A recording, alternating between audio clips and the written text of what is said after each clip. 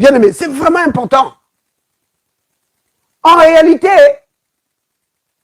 ta stature en Christ se voit dans ta marche dans l'amour.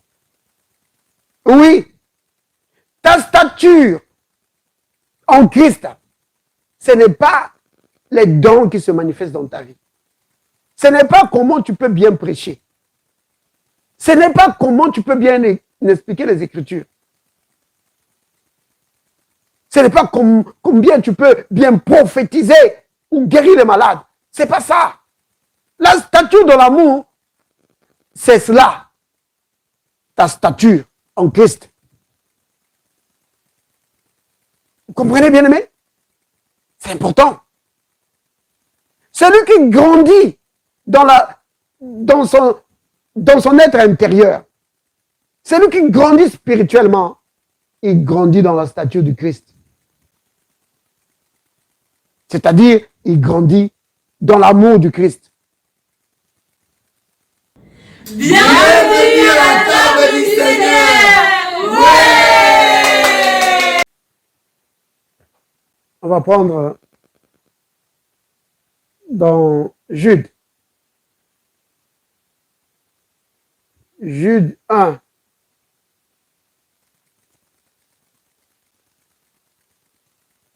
Jude 1, verset... Pour le moment, c'est verset 21. Jude, il n'y a qu'un seul chapitre. Hein? C'est juste avant l'Apocalypse. Alors, la Bible dit ceci. Maintenez-vous dans l'amour de Dieu, en attendant la miséricorde de notre Seigneur Jésus-Christ pour la vie éternelle.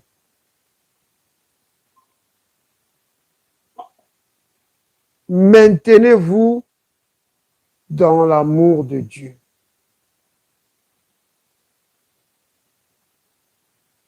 Je vais dire un mot de prière. Hein? Père, merci pour ta grâce, merci pour ta bonté, merci pour ton amour envers nous, Seigneur. Merci pour ta présence au milieu de nous. Merci pour le Saint-Esprit qui nous révèle ta parole, Seigneur, et qui nous donne une bonne compréhension de la parole. Dieu Tout-Puissant, nous bénissons ton Saint-Nom et nous te rendons grâce au nom de Jésus. Amen. Alors, verset 21 de Jude 1. On dit, maintenez-vous dans l'amour de Dieu. Maintenez-vous dans l'amour de Dieu. Sœur Evelyne, que le Seigneur te bénisse. C'est Jude 1, verset 21. Maintenez-vous dans l'amour de Dieu. Vous vous souvenez, mercredi, on avait vu demeurer dans l'amour. Le Christ dit, demeurez dans mon amour. Faire de l'amour du Christ le lieu de notre habitation. Maintenant ici, le Saint-Esprit, au travers de Jude, nous dit, maintenez-vous dans l'amour de Dieu. Donc, une fois que tu as fait de cela ta demeure, tu dois te maintenir à cette adresse-là. Il faut que tu te maintiennes là. C'est vraiment important de se maintenir. Donc, le mot se maintenir, ça veut dire quoi?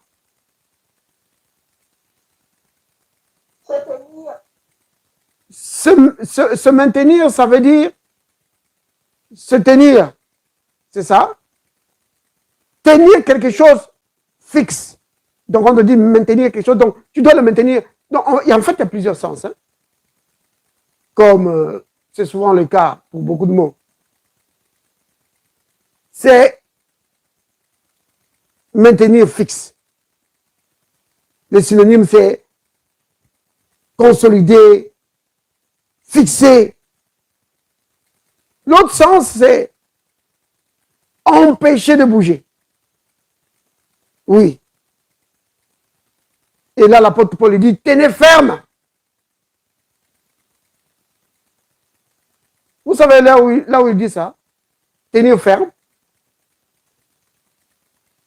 L'apôtre Paul le dit dans Éphésiens.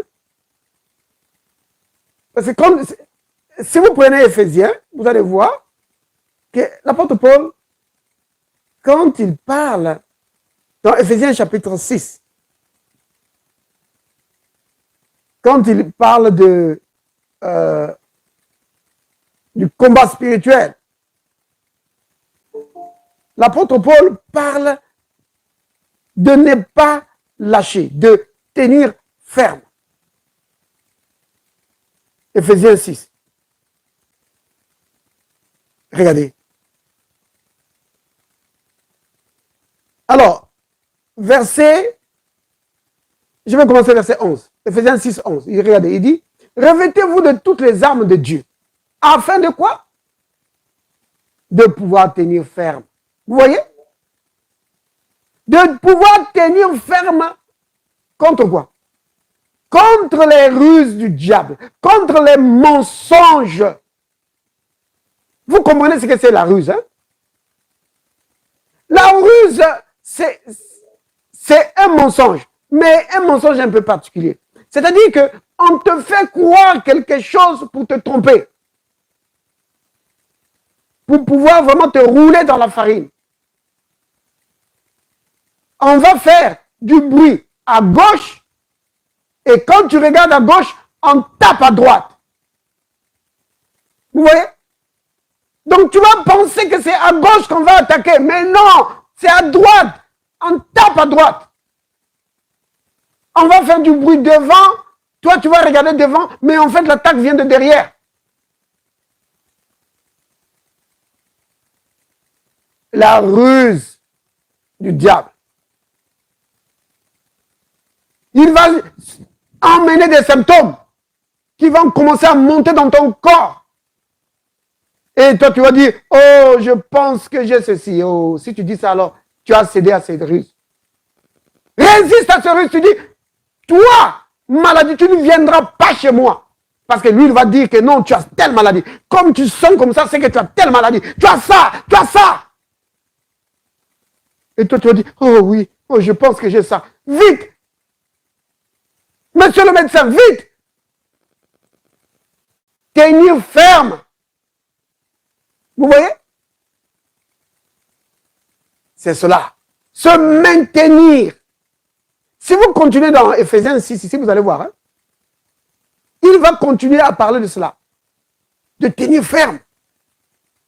Verset 14, regardez. Non, je vais prendre verset 13, regardez. C'est pourquoi prenez toutes les armes de Dieu afin de quoi? De pouvoir résister dans les mauvais jours. Et de faire quoi? De tenir ferme. Encore une fois. Après avoir tout surmonté. Verset 14. Tenez donc ferme. Donc c'est vraiment chaque fois dans le combat que tu as livré devant les ruses. Souviens-toi que lui, il vient avec des ruses. Et le but des ruses, hein, c'est pour te faire croire que la parole ne marche pas. Pour te faire croire le mensonge du diable, te faire avaler ça. Pour qu'il domine ta vie. Par toutes sortes de maladies, toutes sortes de blocages dans ta vie.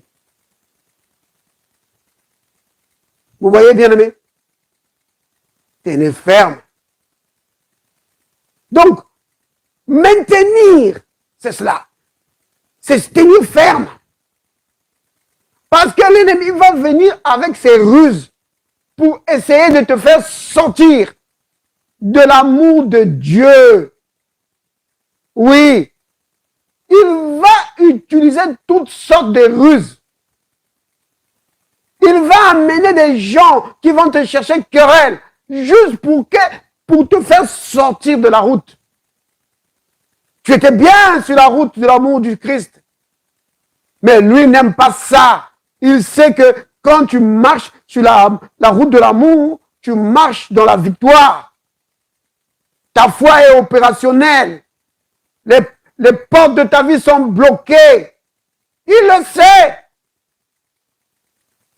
C'est pourquoi il va essayer de te faire sortir de là. Vous voyez, bien aimé? Il va essayer par toutes sortes de ruses.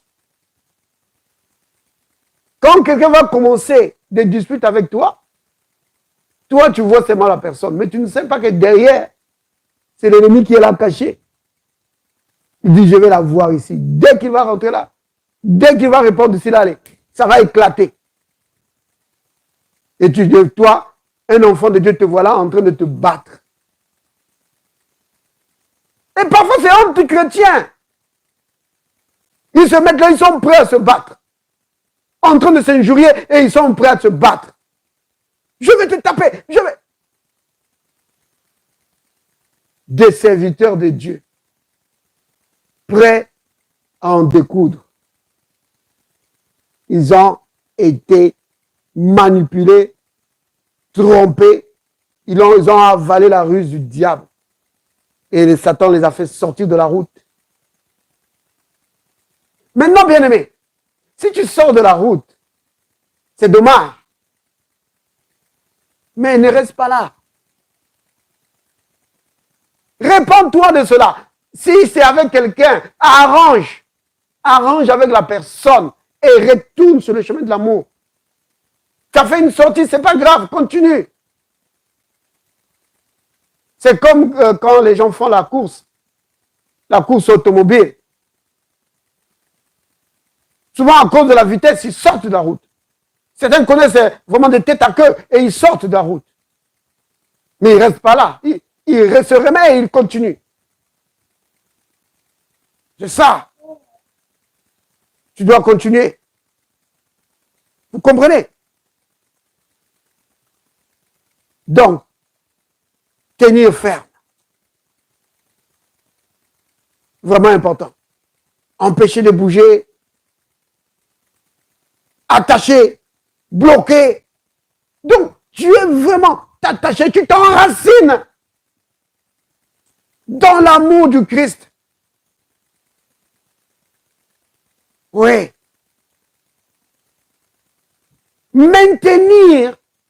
Se maintenir, c'est aussi combattre. Oui, c'est cela.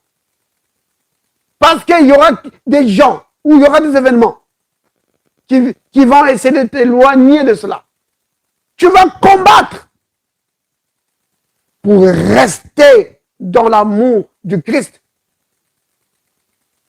Parce que toi, tu as réalisé que si tu veux rester en bonne santé, bien aimé, écoute ça, si tu veux rester en bonne santé, tu as intérêt à marcher dans l'amour du Christ. Beaucoup de gens s'étonnent de toutes sortes de maladies qui les visitent. Ils s'étonnent. Mais regarde du côté de l'amour. Est-ce que tu marches toujours dans l'amour du Christ? Regarde. Bien aimé, c'est vraiment capital. La marche de l'amour, c'est capital.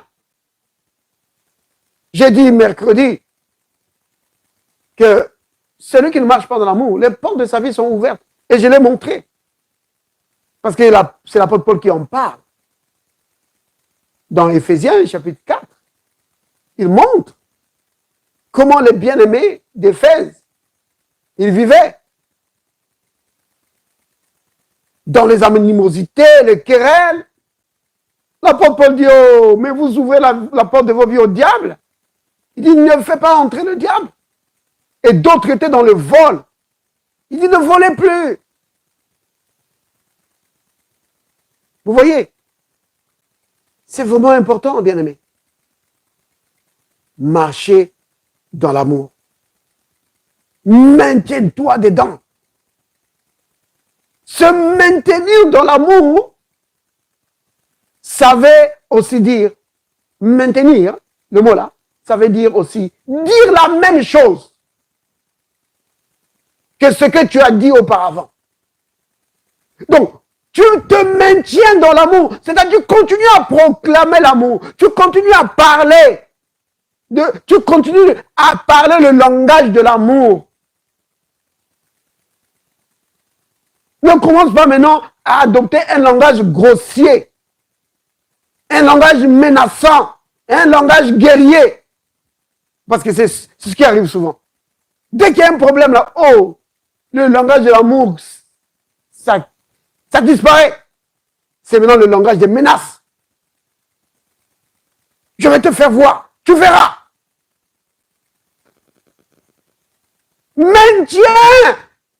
Maintiens-toi dans l'amour.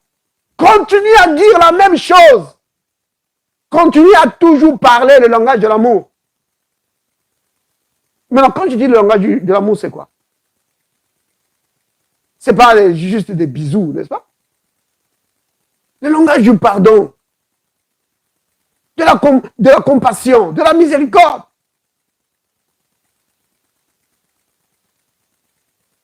C'est vraiment important. Bien aimé, c'est vraiment important. En réalité, ta stature en Christ se voit dans ta marche dans l'amour.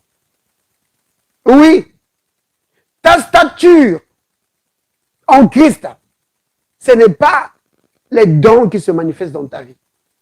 Ce n'est pas comment tu peux bien prêcher. Ce n'est pas comment tu peux bien expliquer les Écritures. Ce n'est pas combien tu peux bien prophétiser ou guérir les malades. Ce n'est pas ça. La stature de l'amour, c'est cela. Ta stature en Christ. Vous comprenez, bien aimé? C'est important.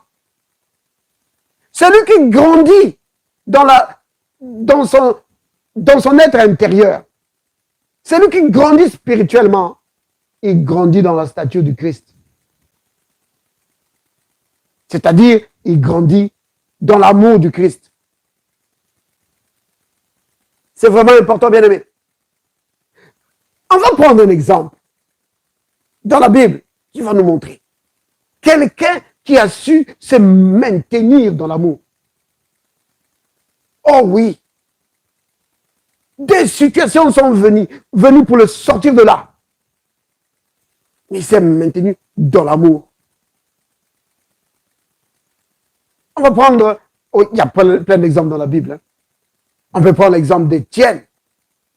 Quand il a été lapidé. Oh bien-aimé. Il aurait pu se fâcher et commencer à les injurier. Mais qu'est-ce qu'il a fait? Il a pardonné. Exactement comme le Christ. Comme le Christ a fait ce jour-là à la croix. Père, pardonne-leur. Parce qu'ils ne savent pas ce qu'ils font. Comment ça, ils ne savent pas ce qu'ils font? Ils savent ce qu'ils sont en train de faire. Ils sont en train de t'injurier et de te mettre les clous. Ils savent. Le Christ dit non, ils ne savent pas. Ils ne savent pas ce qu'ils font. S'ils savaient qui ils étaient en train de crucifier, le Seigneur de gloire. Vous comprenez? Quand tu sais que tu es devant le Dieu de gloire, celui-même qui t'a créé, tu ne pourras pas faire ça. C'est pourquoi le Christ dit non, ils ne savent pas. Ils sont aveugles. Vous voyez, bien aimé?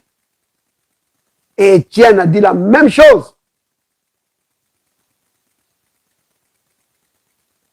Mais cette situation aurait pu le bouger. Aurait pu le sortir du chemin de l'amour. Parce que nous, souvent, nous trouvons des excuses. Oh, mais c'est lui-même qui a commencé. C'est lui-même. Ça, c'est exactement comme les enfants. Dans la cour d'école ou à la maison. C'est lui qui a commencé. Oui, c'est vrai que c'est lui qui a commencé. Mais toi, tu n'es pas obligé d'agir comme lui. C'est eux qui avaient commencé à lapider Étienne. C'est eux. Étienne aurait pu les maudire. Le Christ, comme il a dit à Pierre, il aurait pu demander 12 légions d'anges à son père. Et ils auraient fait le nettoyage là. Mais il n'a pas fait ça. Vous voyez? Oh là là. C'est lui qui a commencé. Il faut qu'il me demande pardon. Parce que c'est lui qui a commencé. Je ne parle pas des enfants ici, là, bien-aimés. Des adultes.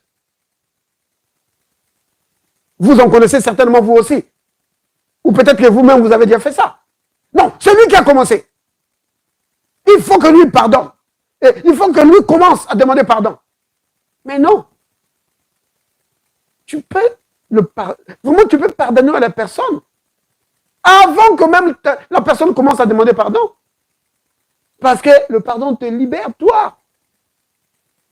Oui. Ça te libère. Au lieu de vivre maintenant avec des rancunes dans le cœur. Il va voir. Ce qu'il m'a fait là, il va voir. Oh, je vais lui montrer. Mais non. Tu es en train de t'empoisonner la vie. Parce que c'est cela qu'il s'agit. C'est du poison. Et surtout, tu es en train de sortir de l'amour du Christ. Tu es en train de sortir de la communion avec le Seigneur. Tu es en train de mettre à mal ta communion avec le Seigneur. C'est de cela qu'il s'agit, bien-aimé. Donc, tu as plus à perdre. Oh, bien-aimé, c'est vraiment important.